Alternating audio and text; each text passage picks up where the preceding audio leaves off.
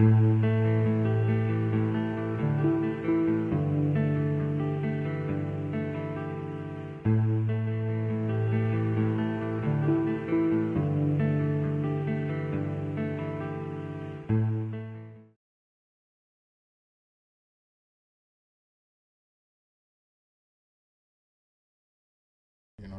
the rules.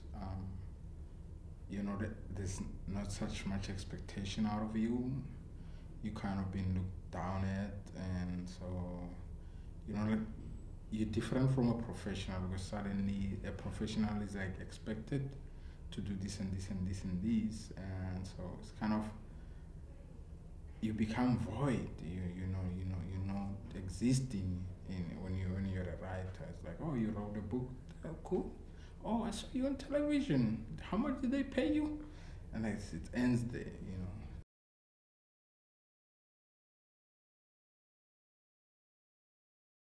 The people, the diversity, sort of the way they pretend at each other, and but they're held by the common thing. All they depend on each other, and whether you're white, you're black, you're Indian, you're colored, we all depend on each other. But then there are complexities beneath the dependencies where you find the Boers don't like the black people and the black people don't like the black people, kind of. But what holds us together, there's some chemistry that holds us together. I always say it's the love of the country itself.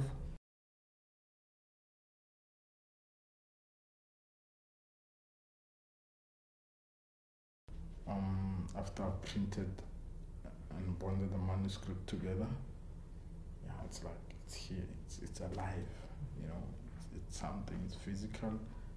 So that would be the most happiest part of it. When after just finishing the manuscript, I print it and then I put it in and bind it together, and it becomes a hard copy.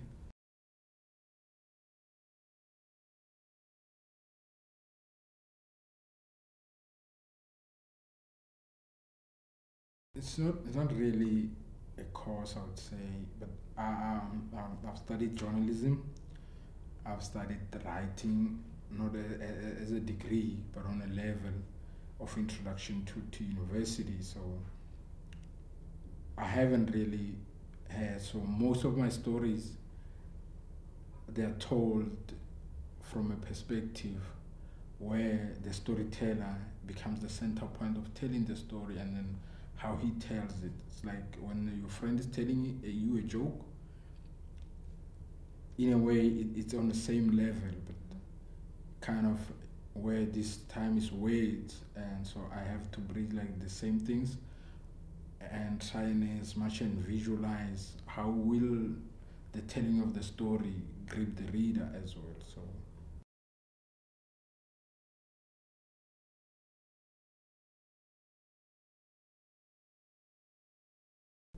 yeah, good enough Mashiro, my greatest poet of all the poets. I haven't read much, but I've had a stint from the 18th century. I've looked at poet. I've read Shakespeare, and Good Enough Marshall comes as one of the greatest poet we have in our contemporary life, where he has two books out, so of poetry, and there are a couple of more, Kopano Dibakwane, and which is in a way they are my homeboys, so I've seen them do their work.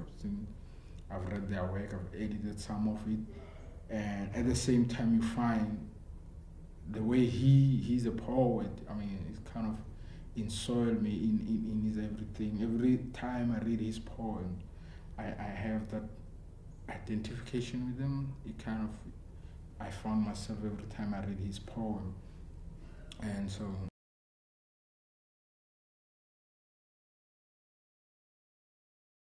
I mean, the state of South Africa.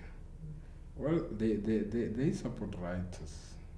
They try, and so they have the National Arts Council, where they're supporting all art, from literature to performance art, And so the only thing is that they kind of, it's like a second thought.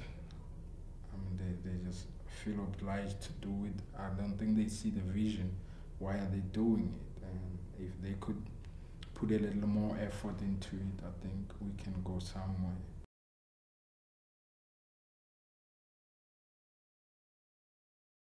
Um, I read most of the books that are published in the contemporary South African literature. I have a blog that I've been following, Kasi Culture. It's one of those good things about it.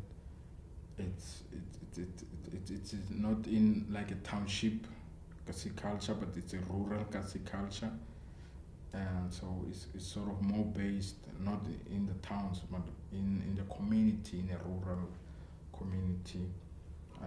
So some of those things that I like to read, sometimes like local newspapers, yeah, where they're written in Northern Lesotho, and so you kind of see how the person below the average, I mean, because it's just the newspaper is read by less than 1 million people and it's distributed. Most of them are for free. Some of them are just $0.0025, and so we kind of see what the lowest people are thinking at the lowest margins of the South African society.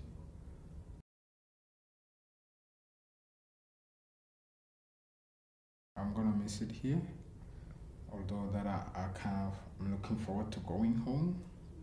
I mean, what the IWP did with giving me this time to think about things, because when I came here, I had a manuscript that I was really battling to pin it down, and so the time that I've been sitting here, I've actually fished it out of the water.